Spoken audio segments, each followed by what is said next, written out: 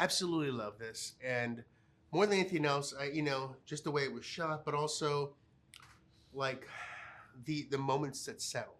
There's so many moments like that where I feel like as actors get to kind of like convey so many things across these like wide chasms too. So, what did Steven talk to you about any of that, or how did you kind of create those moments yourself? Those settled moments. I'll start with Andrew.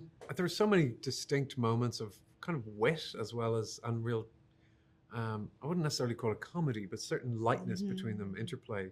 It's very, very dialogue heavy, and a lot of the stuff that the three of us have together is actually quite domestic. It's quite domestic stuff around tables or coffee tables, and so in a sense, the dialogue was really beautiful to play, very actable. And then I think what's extraordinary with the achievement of this version of the story is that you have like a whole episode that's very action laden, and then you've got. Really intimate moments, and you bits that break your heart, and then you bits that you think, oh my god, this is like nail biting. So there's a huge amount of different colors within the black and white form, and I think that's why it can take the visual form that it does. And speaking to that Gulf Marge, of course, Yeah. when Ripley comes into the scene, there's so many.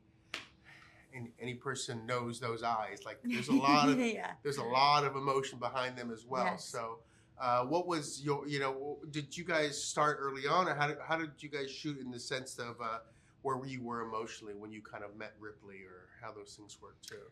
We sort of shot, it just depended on where we were location wise. We filmed in Rome, Amalfi, Naples, and so we would shoot all those scenes, in those places, and we were in Rome the most, but it was kind of, filmed like a movie, it wasn't episode by episode really. So I had to, kind of plot that myself and sort of kind of figure it out each day. Is Marge...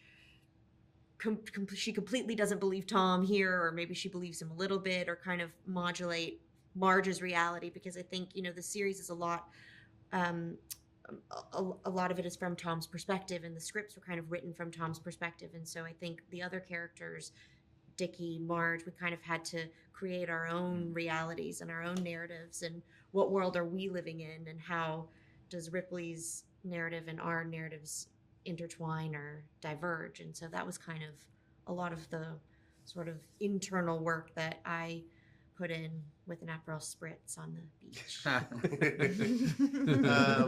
When it comes to Dickie, I love catching characters that you could know a Dickie type person like you met last week, or a Dickie of that time as well.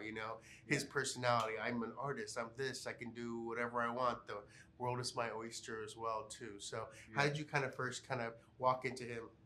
I mean, I relate to that. The fantasy, if I had the money to run off to the Amalfi Coast and pretend I was being an artist, I probably would.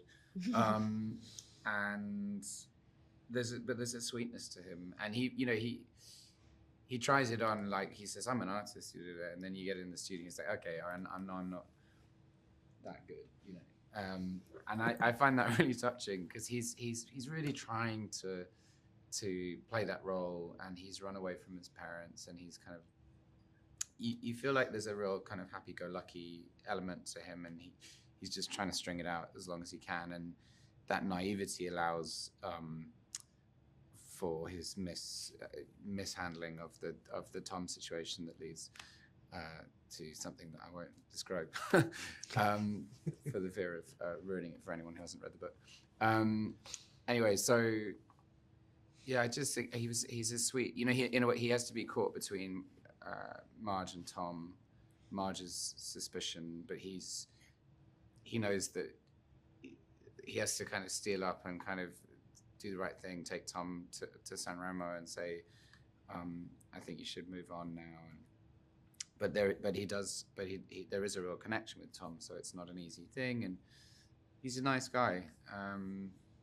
And yeah, I mean, Steve's scripts were very specific in terms of the story beats, and it was fun being in these Capri and Amalfi as the seasons changed, and to be there out of season and see the real Italy, and that's the world that they that they want to be in. They want to pretend that they've gone native. You know, Marge is writing this travel book, and Dickie's being a painter, and they're fooling themselves out there in a sweet way. I absolutely love how we start. That's how we begin in New York, and we see Thomas's world too. And I was thinking, like, it's not hungry like the wolf; it's hungry and a wolf. Like that's kind of like both. So can you talk about that hunger that is kind of the base product of him? You know? Yeah, it's something that I really feel very passionately, that he's not a natural born killer. I think that's what's exciting for the audience, that we see this person who does illegal things for a living, but he's not bloodthirsty, and I think that's represented when their blood does emerge. He finds it disgusting. It's not something he finds easy to do. So, but he does have a ferocity that is hitherto sort of unexplored in the first few episodes, and that comes out. I think what she's talking about is that if you dismiss a certain faction of society, and the beautiful things in life are allocated to a certain type of person, and other type of person is completely ignored, if they are immensely talented or not, bad things will eventually happen, because there's a certain thing as, you know, justice and fairness, and that's a very extreme way of exploring that theme, I think. Yeah. Well, everything's defined by his eyes and how he kind of sees the world too. Right. So his fairness might not be the rest of the world's fairness. So Absolutely. thank you very much. I have to Thank let you you so go, much. but No have a problem. great day. Thank you. Thank you very much.